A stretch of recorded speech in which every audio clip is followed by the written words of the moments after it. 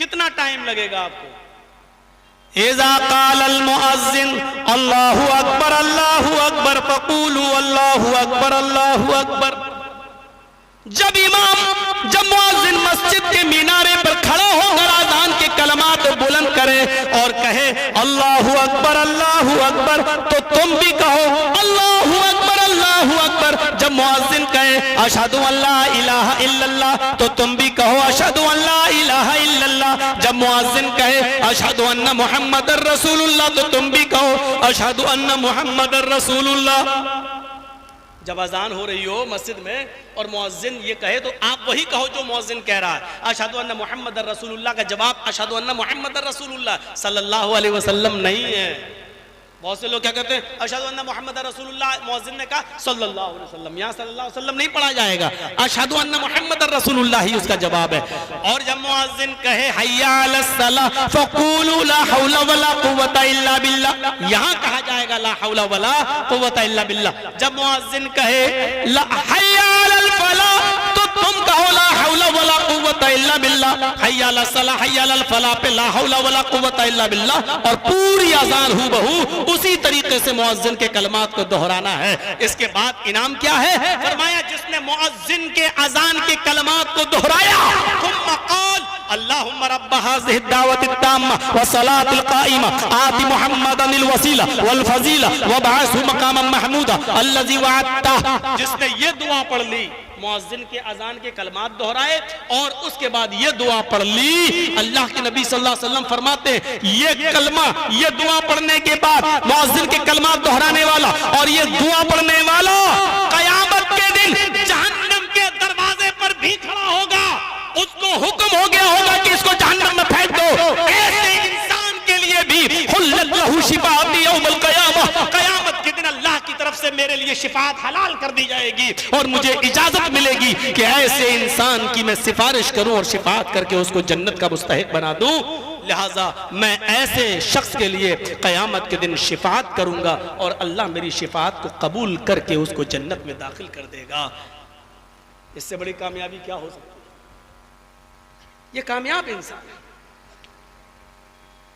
जो इंसान जहन्नम के दरवाजे पे खड़ा हो, लेकिन दुनिया में वो अजान के कलमात दोहराता था और अजान के बाद की दुआ पढ़ता था। अल्लाह के नबी फरमाते हैं मेरे लिए उसकी शिफाअत हलाल होगी और मैं उसको जन्नत के अंदर ले जाऊंगा। एक सहाबी अल्लाह के नबी के पास आए और बुखारी शरीफ की हदीस तो ये कहती है वअन अबी हुरैरा रज़ियल्लाहु तआला अन्हु अनिन नबी सल्लल्लाहु अलैहि वसल्लम अन्ना अराबियन अतन नबी सल्लल्लाहु अलैहि वसल्लम फक़ाल दुल्लनी अला अमलिन इज़ा अमिलतु दखलतुल जन्नह। ये है बुखारी शरीफ के हदीस के अल्फाज। हजरत अबू हुरैरा फरमाते हैं एक देहाती अल्लाह के नबी के पास आ गया। अन्ना अराबियन अतन नबी सल्लल्लाहु अलैहि वसल्लम, एक देहाती अल्लाह के नबी के पास आया और आकर कहने लगा अल्लाह के रसूल मैं देहाती आदमी हूँ, गांव देहात का रहने वाला हूँ, मुझे शॉर्टकट में बता दीजिए जन्नत में जाने का रास्ता क्या है। दुल्लनी अला अमलिन, एक ऐसा अमल मुझे बताइए अमिलतुहु दखलतुल जन्नह, कि मैं उस पर अमल करूं और जन्नत में दाखिल हो जाऊं, यानी मैं कामयाब हो जाऊं, मैं जन्नती बन जाऊं। अल्लाह के नबी सल्लल्लाहु अलैहि वसल्लम ने फरमाया, क्या कहा? क़ाल ताबुदुल्लाह वला तुशरिकु बिही शैया, तुम जन्नत में जाना चाहते हो?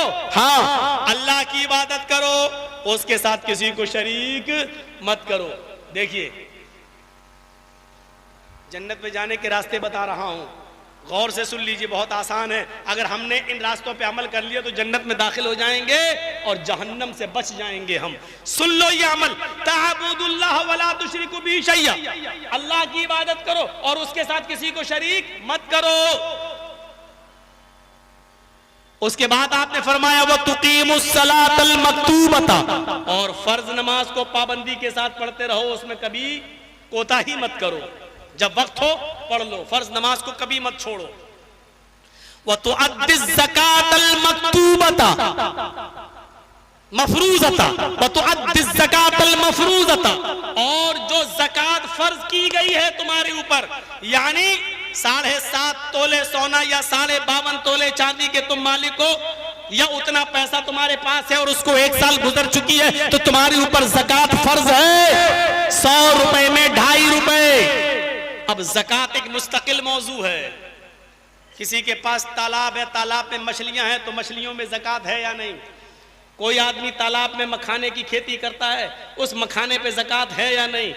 कोई आदमी कोयले का धंधा करता है, कोयला लाता, उस कोयले पे ज़कात है या नहीं? ये ज़कात का एक मुस्तकिल एक मौजू है। मैं पूरा ज़कात बोलूंगा तो वो एक अलग मौजू होगा। तो मैं ये बताना चाहता हूं कि जिसने ज़कात दी और ज़कात पूरी पूरी अदा की, यानी 100 रुपए में 2.5 रुपए, 40 रुपए में 1 रुपया, तुम ज़कात को पूरी पूरी तरीके से अदा करते रहो। और आखिरी चीज बताई, वह तसूमा रमजान, और रमजान के रोजे रखो। उसने कहा वल्लज़ी नफ्सी बियदिही ला अज़ीदु अला हाज़ा वला अनकुस। आए मोहम्मद सल्लल्लाहु अलैहि वसल्लम, कसम है उस जात की जिसके कब्जे में मेरी जान है। देखिए वो देहाती क्या कह रहा है, आए अल्लाह के नबी, कसम है उस अल्लाह की जिसके कब्जे में मेरी जान है, आपने मुझे जो बताया मैं उस पर अमल करूंगा, इसमें मैं कोई ज्यादती नहीं करूंगा और कोई कमी नहीं करूंगा। आपने जितना बताया उस पर मैं अमल करूंगा, अपनी तरफ से मैं उसमें ज्यादती नहीं करूंगा और कोई कमी भी नहीं करूंगा। फलम्मा वल्ला, जब उसने पीठ फेरी और जाने लगा, जब मस्जिद से उठकर रुखसत होने लगा, जब मस्जिद से उठकर जाने लगा, तो अल्लाह के नबी ने फरमाया मन सर्रहू अन यंजुरा इला रजुलिन मिन अहलिल जन्नह फलयंजुर इला हाज़ा। आए नमाजियों, आए मस्जिद में नमाज पढ़ने आने वाले सहाबियों, अगर तुम्हें किसी जन्नती आदमी को देखना हो जिसने अभी तक किसी जन्नती आदमी को दुनिया में न देखा हो, वो देख ले ये जन्नती आदमी जा रहा है, देख ले कि ये जन्नती आदमी जा रहा है। यानी ये आदमी हमारे पास आकर बैठा, उसने कहा कि मैं आज के बाद अल्लाह की इबादत करूंगा, उसके साथ किसी को शरीक नहीं करूंगा, मैं 5 वक्त की नमाज की पाबंदी करूंगा, मैं ज़कात भी अदा करूंगा और रमजान के रोजे भी रखूंगा, मैं कुछ बढ़ाऊंगा नहीं अपनी तरफ से और कुछ घटाऊंगा भी नहीं अपनी तरफ से। अल्लाह के नबी कहते हैं ये कहकर जाने वाला आदमी जन्नती है। और जिसने दुनिया में किसी जन्नती इंसान को न देखा, वो देख ले ये जन्नती इंसान जा रहा है, ये जन्नती इंसान जा रहा है। ये है कामयाब रास्ता, ये जन्नती। एक और हदीस के अंदर आता है कि मन सल्लल बरदैनी दखलल जन्नह, जिसने 2 ठंडी नमाजें पढ़ी वो जन्नत में जाएगा। लो, ठंडी नमाजें क्या होती हैं? बुखारी शरीफ की हदीस है, मन सल्लल बरदैन दखलल जन्नह, जिसने 2 ठंडी नमाजें पढ़ी वो जन्नत में जाएगा। 2 ठंडी नमाजों से मतलब फजर की नमाज और दूसरी असर की नमाज, ये दोनों नमाजें ठंडी कहलाती हैं। ये बड़ा मुश्किल काम था अरब के लोगों की नज़र में। वो रात में जब थके हुए आते थे, सोते थे, तो फजर में जल्दी उठ नहीं पाते थे, और दोपहर में जब मेहनत करके आते थे और दोपहर में खाना खाकर जब लेटते थे, कैलूला करते थे, तो असर में नहीं उठ पाते थे। ये 2 नमाजें बड़ी भारी थी और लोग इन दोनों नमाजों में बड़ी सुस्ती करते थे। इसलिए इन दोनों नमाजों की अहमियत बताई कि इन नमाजों की पाबंदी करने वाला, फजर और असर की नमाज को एहतिमाम के साथ, जमात के साथ पढ़ने वाला जन्नत के अंदर दाखिल होगा। इसका यह मतलब नहीं है कि फजर और असर ही की नमाज पढ़िए जन्नत में चले जाओगे, मगरिब छोड़ दो, इशा छोड़ दो। नहीं नहीं मेरे भाइयों, इन दोनों नमाजों में आदमी बहुत सुस्ती बरतता है, फजर में जल्दी उठ नहीं पाता है, और असर में दोपहर में मेहनत करके आया, सो गया, तो असर में जल्दी से उठने को दिल नहीं करता। दोपहर में भी सोने का कैलूला करने के आदी थे वो लोग, इसलिए दोपहर में भी नहीं उठ पाते थे असर में, और फजर में भी नहीं उठ पाते थे। इसलिए नींद से उठकर नमाज पढ़ना मुश्किल था। इसलिए अल्लाह के रसूल ने फरमाया सुबह भी नींद की कुर्बानी दो और असर में भी उठो, दोपहर के बाद सोते हो तो इधर भी नींद की कुर्बानी दो। जिसने नींद की कुर्बानी देकर फजर और असर की नमाज को पढ़ा वो जन्नत के अंदर दाखिल होगा। ये जन्नत में जाने का एक रास्ता बताया जो कामयाब मोमिन की एक निशानी, कामयाब मोमिन की एक निशानी है। ये रास्ते बताए। आइए जरा मामलात पर आ जाएं,